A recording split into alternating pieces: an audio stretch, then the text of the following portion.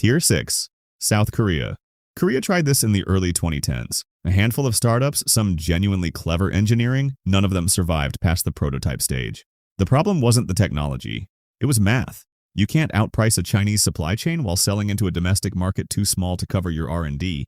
No brand from this era is still standing. That's the entire story. Tier 5. Germany. Germany's mistake was almost the opposite and somehow just as fatal. German drone startups built genuinely well-engineered hardware, priced at nearly double what a comparable Chinese drone cost, with none of the accessory ecosystem or software polish that makes people actually want to own the thing. Both Korea and Germany made the same bet: win on engineering alone. Consumer electronics doesn't work that way. Nobody wins a category with a better spec sheet and a worse app. Tier 4. Japan. Japan should own this industry. It doesn't, and the reason is almost embarrassing. Sony's sensors sit inside most high-end camera drones on the planet, including its biggest competitors. Panasonic and Canon supply the imaging tech. And yet, walk into a Yodobashi camera store and the drones on the shelf still say DJI on the box. Sony actually tried to fix this. The AirPeak launched in 2021 to carry their own alpha cameras, priced at $9,000 for professional filmmakers. It was capable, and still more expensive and less refined than DJI's professional line.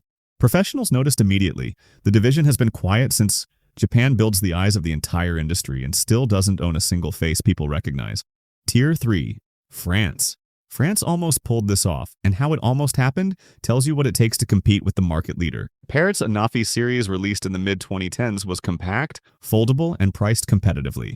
A real contender on paper. In practice, the update cycle killed it. By the time Parrot shipped a new model, DJI had already released 2 generations ahead of it. Parrot retreated into commercial and agricultural drones, which is where most European players end up. Then, in 2026, France became relevant again.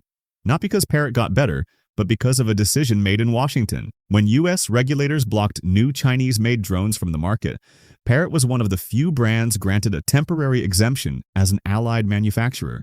A company that had quietly given up on winning just got handed shelf space it didn't earn through engineering. It earned it through geography. Tier 2. The United States. This is where the story gets strange because the US had every advantage on paper and still lost the consumer drone war. 3D Robotics raised serious funding in 2014 and launched the Solo to compete directly with DJI's Phantom. Solid ideas, also late, more expensive, and buggy enough that the company exited consumer drones by 2016. GoPro tried next with the Karma. A battery fault caused units to lose power mid-flight, triggering a recall. GoPro was out of the drone business by 2018. Then there's Skydio, and this part is still unfolding.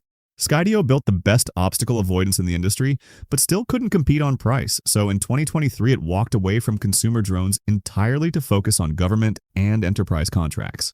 That timing turned out to matter.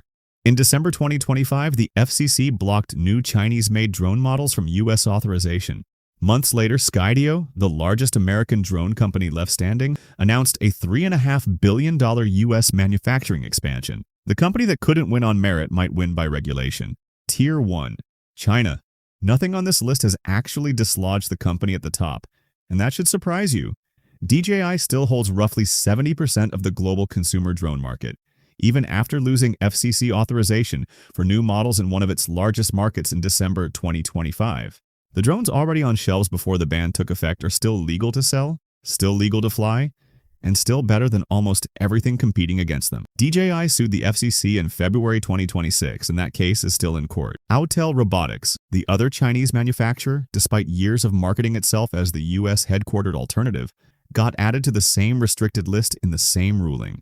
2 Chinese-made brands, same ban, same month. A survey of over 8,000 US drone pilots found roughly 97% opposed the ban, not because they trust a Chinese company with their flight data, but because the alternatives still don't match what they'd be replacing. That's the uncomfortable truth under this whole ranking. A government can restrict a company, block its authorizations, sue it, sanction it. What it can't do overnight is manufacture a better product to fill the gap. Until someone does, 70% doesn't move. So here's where this leaves things in 2026. China still dominates a market the US government just tried to lock it out of. America is finally getting the regulatory tailwind it never had the pricing to earn alone. And France just got handed a second chance, for reasons that have nothing to do with how good its drones are. If the ban holds and the lawsuit fails, does America actually catch up? Or does China just keep selling what's already on the shelf until there's nothing left to sell? Tell me which one happens first.